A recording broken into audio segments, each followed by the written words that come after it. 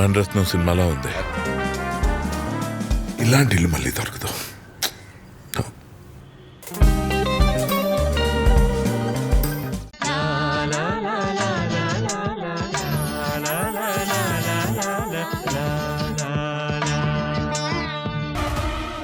నేను ఊరికొచ్చిన సంగతి ఆదిత్యకి తెలియకూడదు.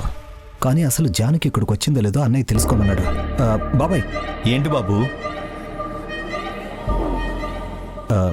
వీళ్ళిద్దరిని ఈ ఊర్లో ఎప్పుడైనా చూసావా? లేదే. ఎవరు వీళ్ళు? నువ్వు చూడలేదన్నావు కదా, ఇంకెందుకు వెళ్ళు.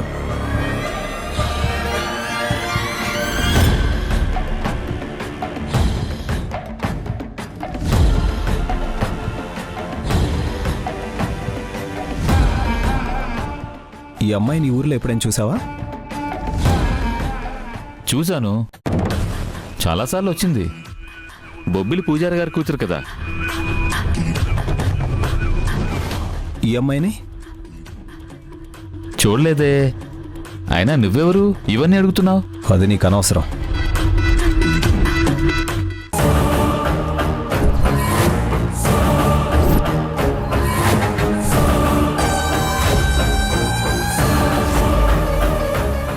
ఇదిగో, ఏయ్ నిన్నే, ఇలా రా. నువ్వేరా?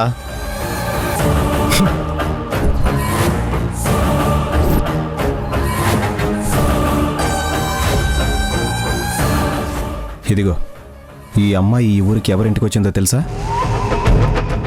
తెలుసు. నీకెందుకు చెప్పాలి? నేను తెలుసుకోవాలనుకుంటున్నాను కాబట్టి. నేను చెప్పాలంటే కొంచెం ఖర్చు అవుతుంది.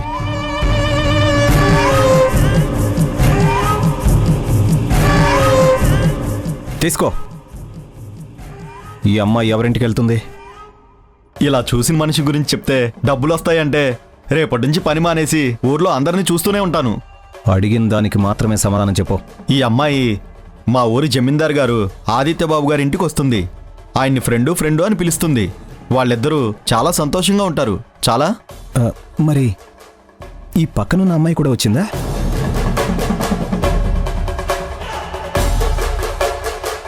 వచ్చిందా లేదా చెప్పు.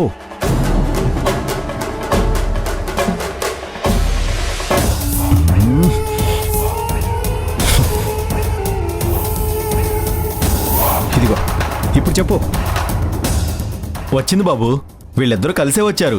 ఈ అమ్మాయి మా బాబుగారు కూతురంట కదా, ఆ బొబ్బిలి వాళ్ళ ఇంట్లో ఉంటుందంట కదా. అందుకే అప్పుడప్పుడు జానికే తనని తీసుకొస్తుంది. ఈ ఊళ్ళో వాళ్ళ నాన్నగారింటికి వస్తారు, కాసేపు సరదాగా మాట్లాడి వెళ్ళిపోతారు. చాలా. చాలే, చాలా గొప్ప విషయం చెప్పావు. నువ్వు నాకు చెప్పావన్న సంగతి ఎవరికీ చెప్పకు.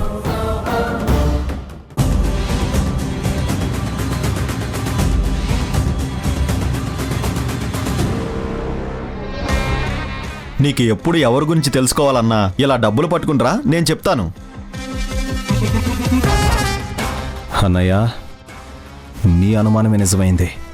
జానకి జీవితంతో ఆడుకోవడానికి ఒక పెద్ద ఆయుధమే దొరికింది.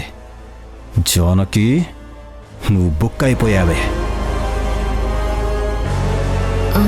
చూడు బాబాయ్, ఆ రోజు అన్నదమ్ములిద్దరే భూమి విషయంలో ప్లాన్ చేశారని నువ్వంత కరెక్ట్గా ఎలా చెప్తున్నావు?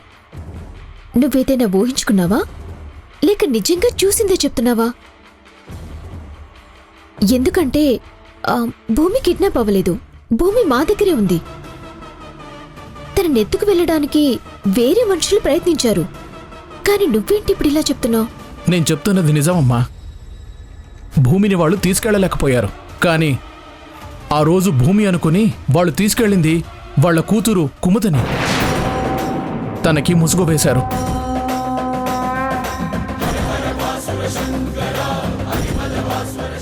నోటికి ప్లాస్టర్ కూడా వేశారు. కాబట్టి ఆ అమ్మాయి ఏం మాట్లాడలేకపోయింది. వాళ్ళు భూమి అనుకుని తన కూతుర్ని వాళ్ళు చిత్రహింసలు పెట్టడం నేను చూశానమ్మా.